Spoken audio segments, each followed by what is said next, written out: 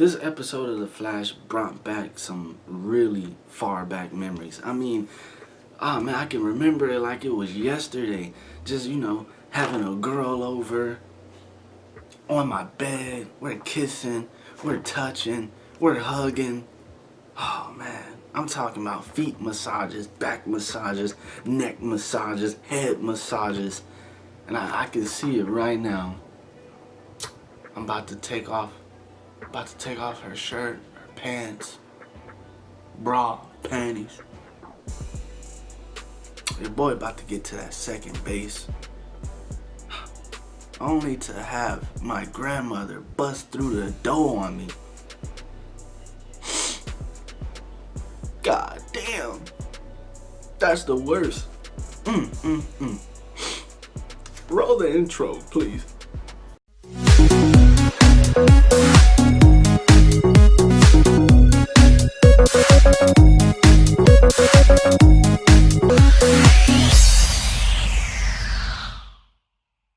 What is going on, you guys? Thank you for joining me on another Christopher's Couch. I am the one and only Christopher. And today I'm going to be reviewing The Flash Season 3, Episode 4, The New Road. Man, a lot happened in this episode. Somewhat a lot. It's a lot of stuff. So where do I even start? I guess I'll start with the dialogues. There was a bunch of dialogues in this episode. You had Iris and the Flash. I mean, they're getting pretty close. They're getting really close with each other, actually. I mean, to the point where they're kissing in front of Detective Joe. I mean, what? I mean, I'm happy for you, Barry, but god damn, this shit would never happen in this household. I'm talking about, or any other household. If I went to my girl's household and I straight up was kissing her in front of her dad, I honestly think I'd be on a milk carton. I really think I would be on your little sister's elementary strawberry or fucking white milk or chocolate milk carton. I'm just saying.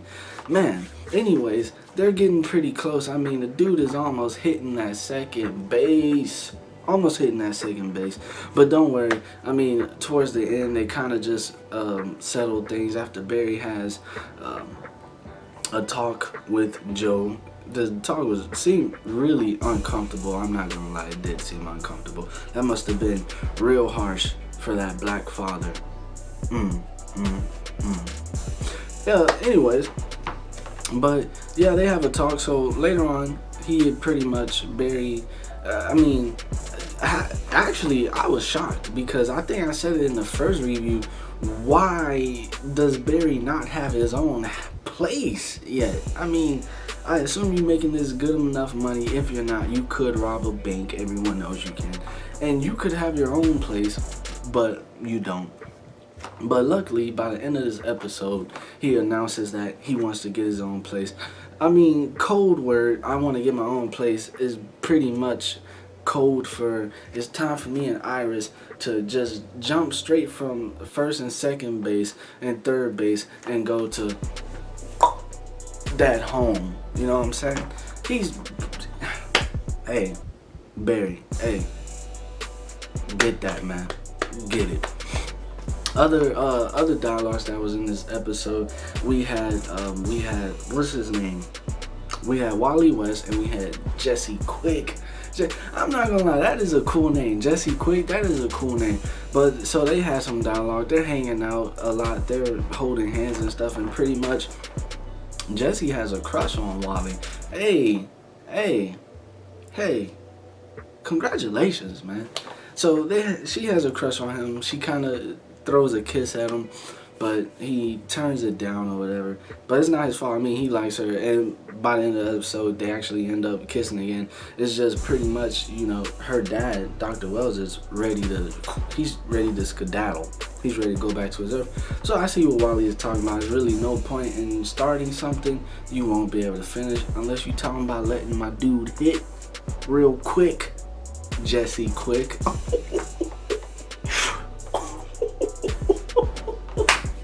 That was nice, right? That was nice, right? Let's keep this train going. So we also have Detective Joe, and there's that officer. Oh man, I can't even say her name. I gotta look in my notes. I should really know her name. She is so beautiful. She is real beautiful. Should I say Cecile? I think so. Cecile? Yeah. Cecile, beautiful little thing who, I mean, obviously looks like she is too young for Detective Joe. But hey, since love is going around 360, why not give Detective Joe someone for himself? So she obviously has a crush on him, and I was actually pretty disappointed with him by the end of the episode, because I mean, she practically asked him out on a dinner date and he turned her down. And I'm just thinking, damn. I mean, in the real world, none of this shit's happening. In the real world, I mean, in that world, in TV land, Jesse Quick kisses Wally West. In the real world, if the guy doesn't kiss the girl, then the guy is just not kissing the girl. I mean, in TV land, Cecile, I'm probably going to be pronouncing her name wrong until I actually get it, but Cecile or whatever is asking Detective Joe out on a date. But in the real world, if you ain't asking a girl out on a date, then you ain't going out on a date. Man, I was really disappointed in him, actually. He really screwed that up. I would have been like, I know today is kids, I gotta hang out with my kids, but fuck them. Not today. Hey, man, I would have been on some Boondocks grandpa type of shit. That's what I would have done. But yeah, so she has a crush on him. Who else do we have? We have Kate. Well, we have Dr. Wells. Dr. Wells, he's having dialogue with Caitlin and Cisco, and pretty much, I mean, Dr. Wells is ready to go, but he come up with this plan where he's like, hey, I mean, you can always just get another Wells from a different Earth and bring them here in my place or whatever. And that was actually a pretty good idea. So what they did was they did like this super equation that I thought only Jimmy Neutron could solve, and they pretty much sent that using Cisco's ability to vibe and shit, sent that through the other Earths, you know, the multiverse, the other Earths, and whoever could solve it would be candidates. And you actually get to see a few different Earths auditions or whatever, and Dr. Wells didn't like them. But then he actually ended up liking Earth 19's Dr. Wells. And by the end of the episode, I actually was liking him. He was pretty different from the Wells that we know. I mean, from the first Wells, who was like dark and just like his voice was, I don't know. Now that I think about it, I should have known that Dr. Wells was a bad guy in the first season, because the way he just talked. He talked like, run, Barry. No, Cisco, we need to do this. Something like that or whatever. And then this Wells, he talks like that too, but he talks faster. And he has a small sense of humor. But then this Earth 19 Dr. Wells, or Harrison Wells, really has a sense of humor. Like when he came there, I thought he probably smoked a bong before he came to Earth 1. Who knows? But I can't wait to see what he's about. Obviously, we all know they always eventually or always have this, you know, bad agenda. So looking forward to what his agenda might be. But other than that, really in this episode, it was pretty much about the metahumans of Top, and I don't even know her name. That's her mutant name. And then we have Mirror Master. Oh man. And what I actually liked about this episode dealing with the Mirror Master is, like, the Mirror Master that I know, we all know, is the one that actually uses a gun to warp that stuff and travel through mirrors and stuff like that. But this Mirror Master actually had just the ability to do it. Like, he didn't need a gun, and Wells actually pointed that out when he was actually the first to name Mirror Master. So he was saying that in his Earth he had someone named Mirror Master, but he used a mirror, like a gun, to manipulate and stuff like that. So that's how he did it. So I thought that was cool because it made me know that, okay, this isn't the Mirror Master that we know. So this is someone completely different, but with the same ability, but actually as an ability. You know what I'm saying? Yeah. So we had him, and at the beginning of the episode, it was him and his girl versus Snart. You gotta love that guy. I mean, at first I didn't, but then, I mean, the dude was just so cool in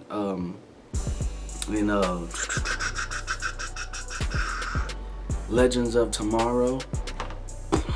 He was so cool in Legends of Tomorrow that, you know what? I mean, I like the actor. I've liked him since Prison Break. He was, you know, that was an amazing show. But just in this show, I was in the Flash. I was just like, yeah. I liked him in that Mariah Carey video. Yeah.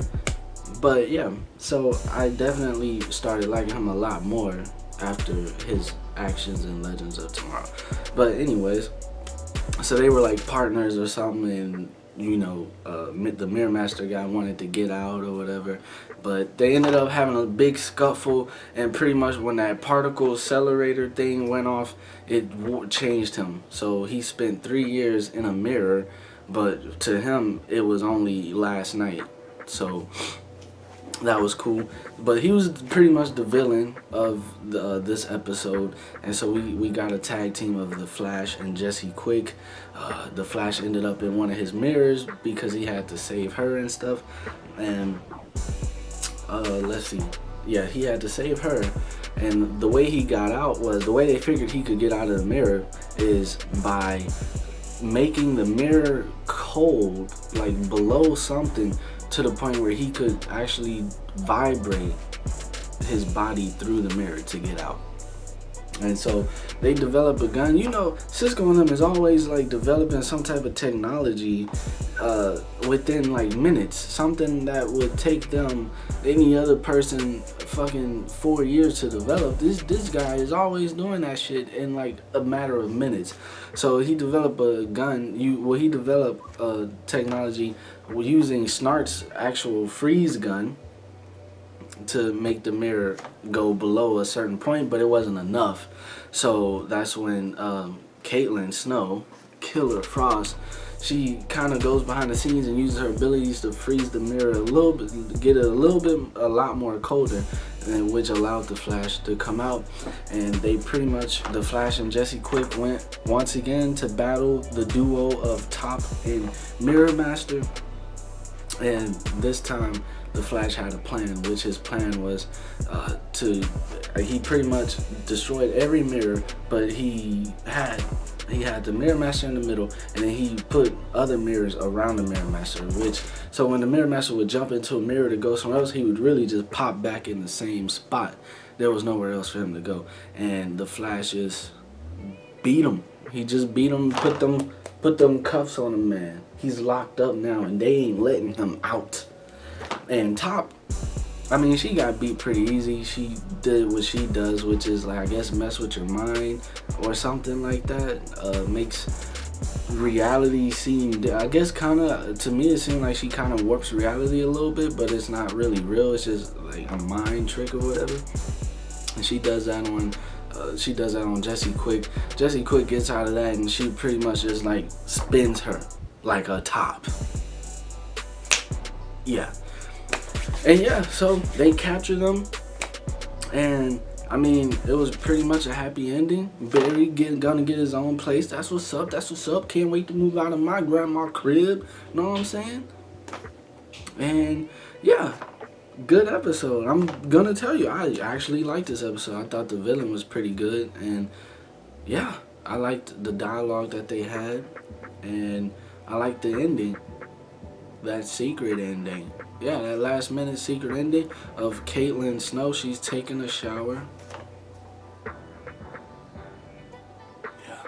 Yeah, I just thought about that.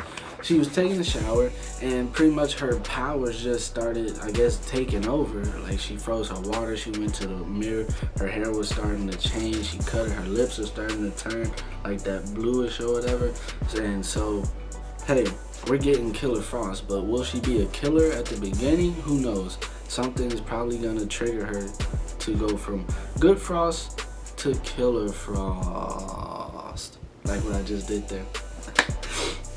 But hey, I'm gonna give this episode 2 thumbs up. And what am I giving 2 thumbs up to? The Flash Season 3, Episode 4, The New Rogues. If you guys enjoyed my review, like, comment, subscribe, you know what I'm saying? And share with your friends or whatever if they're interested in this type of stuff. If not, I'm giving them the finger, you just can't see it. Deuces.